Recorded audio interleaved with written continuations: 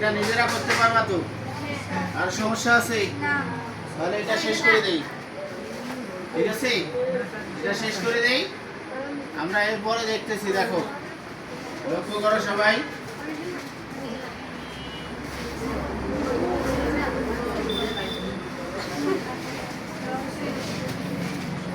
আচ্ছা, এরপরে দেখো আমরা একটু 13 নম্বর অঙ্ক দেখবো। 13 নম্বরে বলছে মাইশা প্রতি মিটার 20 টাকা দরে 15 মিটার লাল ফিতা ক্রয় করে। কি ফিতা? কত মিটার? প্রতি মিটার বলতে কত মিটার বুঝি? মোট কত মিটার ক্রয় করলো?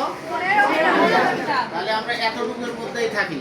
তাহলে দেখো আমরা কত নম্বর অঙ্ক এবার? 13 নম্বর। তাহলে মাইশা, এখানে একজনের নাম উল্লেখ আছে, মাইশা। মাইশা 1 মিটার। কয় মিটার? 1 মিটার কোথা থেকে পাইলাম? ওইখানে দেখো প্রতি মিটার আছে। প্রতি মিটার বলতে আমরা কত মিটার বুঝি? তাহলে 1 মিটার লাল ফিতা, 1 মিটার লাল ফিতা, 1 মিটার লাল ফিতার ক্রয় মূল্য, 1 মিটার লাল ফিতার ক্রয় মূল্য কত টাকা দেওয়া আছে? 20 টাকা। 1 মিটার লাল ফিতার ক্রয় মূল্য 20 টাকা। তাহলে এখানে মোট কত মিটার ফিতা কেনা হয়েছে? তাহলে এখানে আমরা লিখবো সুতরাং 15 মিটার লাল ফিতার ক্রয় মূল্য। 1 মিটারের দাম বেশি হবে না 15 মিটারের দাম বেশি? তাহলে এটা 20-এর সঙ্গে কি হবে? গুণ হবে। তাহলে 20 গুণন 15, এখানে হচ্ছে টাকা।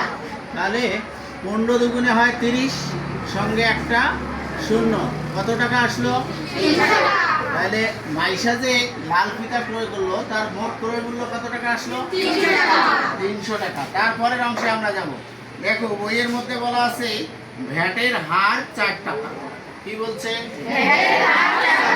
এই হার, হার শব্দ দ্বারা আমরা কত বুঝি?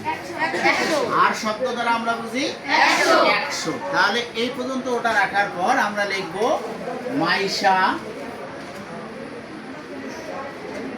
100 টাকায় ভ্যাট দেয়। কয় টাকায়? 100 টাকায় ভ্যাট দেয়। কত টাকা? 4 টাকা। 100 টাকায় ভ্যাট দেয় কত টাকা? 4 টাকা।